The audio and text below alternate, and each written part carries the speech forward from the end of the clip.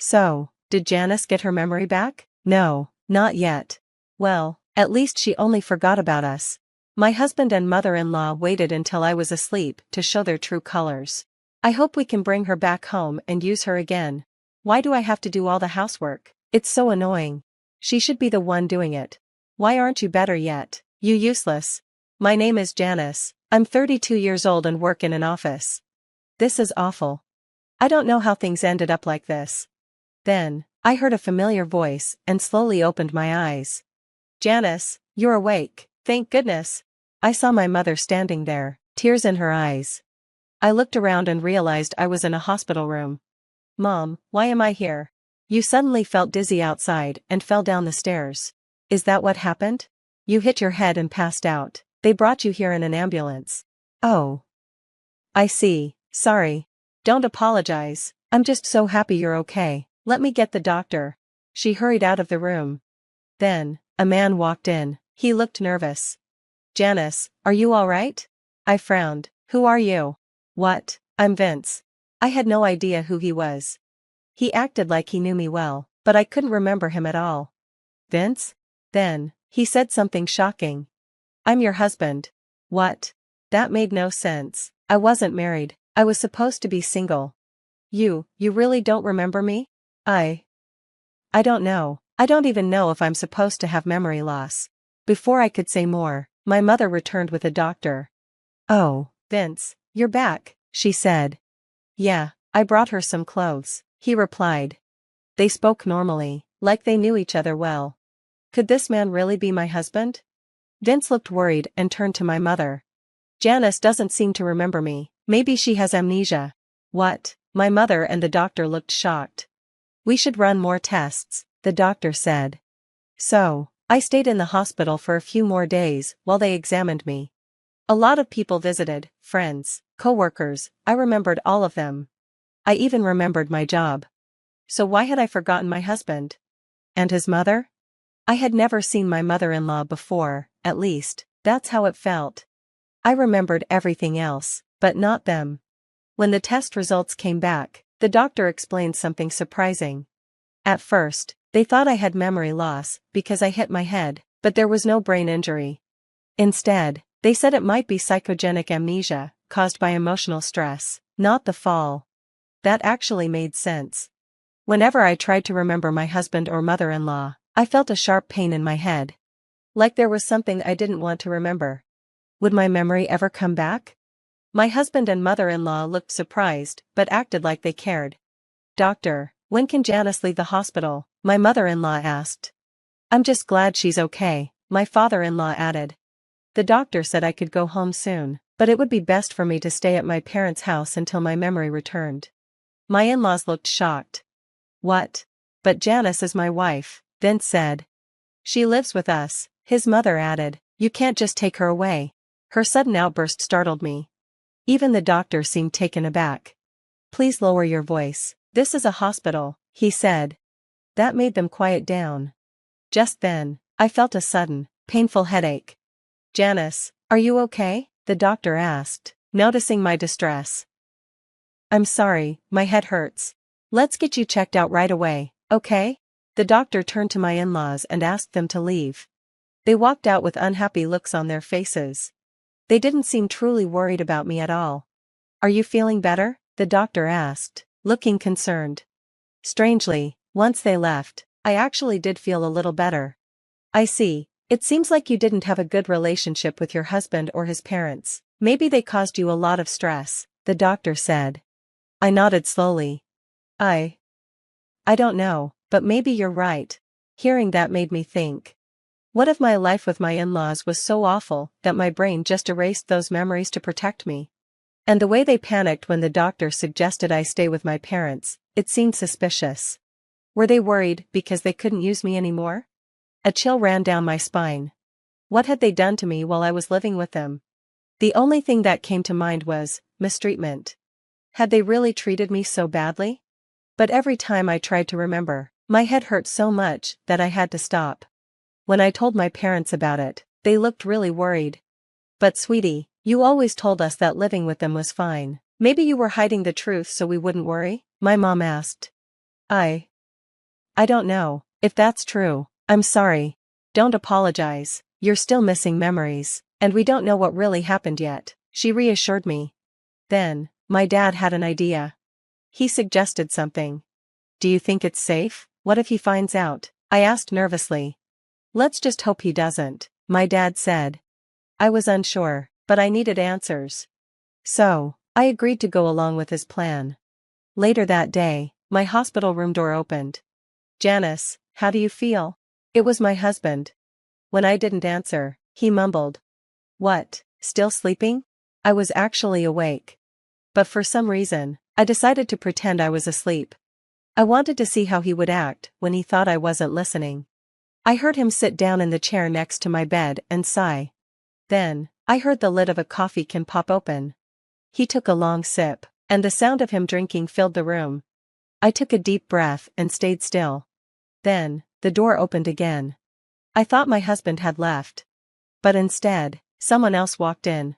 Vince, you got here first? Oh, is Janice asleep? Yeah, she's been sleeping since I arrived. Are her parents here? I haven't seen them. I don't think they're coming today. It sounded like my husband was checking to see if anyone else was around, as if he had something to hide.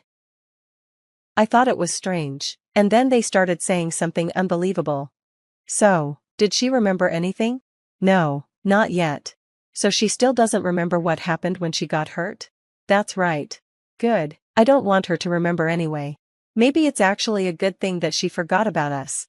My husband and mother-in-law thought I was asleep and started showing their true colors. I hope I can get her to come back home so we can use her again. Why do I have to do all the housework? It's such a pain. She's the one who should be doing it. Yeah, right. She needs to hurry up and get better. That useless. Hearing their cruel words, a memory suddenly came back to me, a terrible one. I remembered how my mother-in-law treated me horribly every day. Hey, Janice, what is this? The food has no taste. Make it again. But your son likes light flavors. I made it the way he likes. Well, I like strong flavors. Make mine stronger. If I redo it now, I'll be late for work.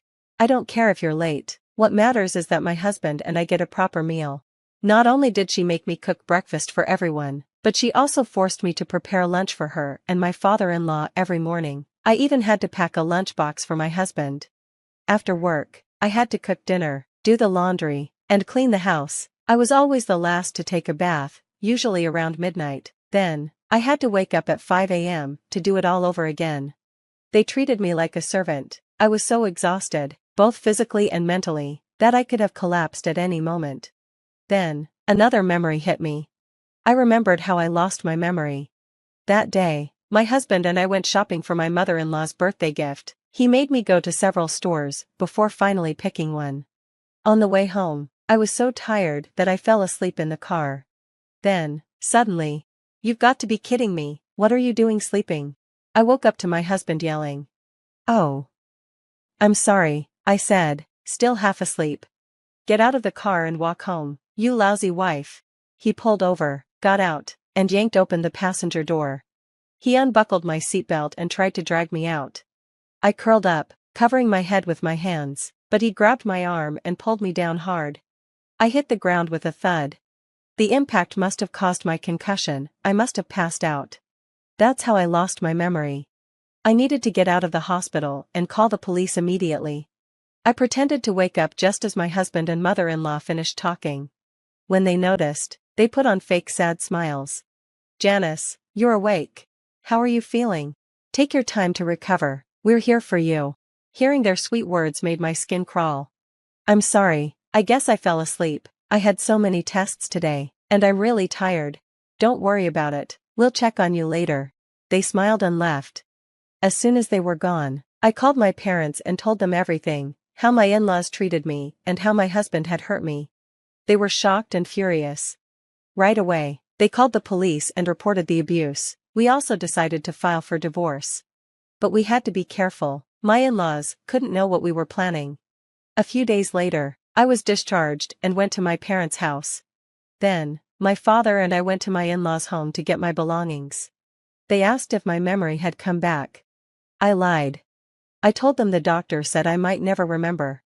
Their worried faces suddenly lit up. "Oh, that's too bad, But don't worry, dear, you can come back home whenever you're ready, okay? Yes, we care about you very much, Janice. They smiled sweetly, pretending to be kind. I saw my dad clench his fists, but he stayed calm.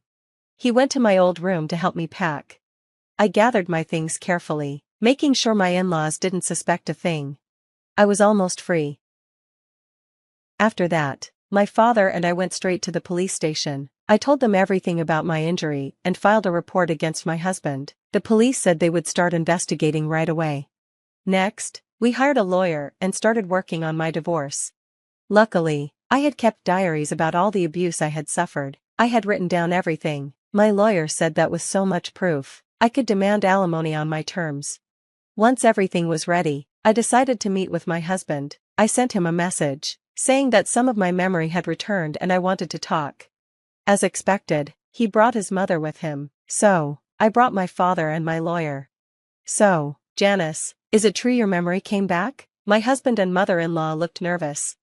I stayed calm and emotionless. Yes, I remember. I remember how you hurt me and how your family treated me. Their faces turned pale, but they still tried to defend themselves. Wait a minute, do you have any proof? Yeah, you can't just say things like that. We can sue you for lying. They were trying to scare me, but my lawyer just sighed and spoke. Janice kept detailed diaries of the abuse. She also secretly recorded your conversations in the hospital, on her father's advice. Plus, there's evidence of the moment she was injured. My husband and mother-in-law looked shocked. Our recordings? Then, I delivered the final blow. I already reported you to the police. The street security camera caught you pulling me out of the car. Soon, the police will come for you. My husband looked like he was about to faint. This can't be happening. He tried to run, but my lawyer stopped him. If you run, the charges will be even worse. He collapsed to his knees. His mother stood frozen, her face pale. I'm divorcing you, and you will pay me for everything you put me through. Not long after, the divorce was finalized. My ex-husband was arrested for assault. His money was gone, and his parents had to pay a fine. He lost his job and was left completely alone. Meanwhile, I returned to work, got promoted to manager, and started saving and investing wisely. I don't want to be in a relationship anytime soon. Instead, I plan to travel with my parents and spend more time with my family.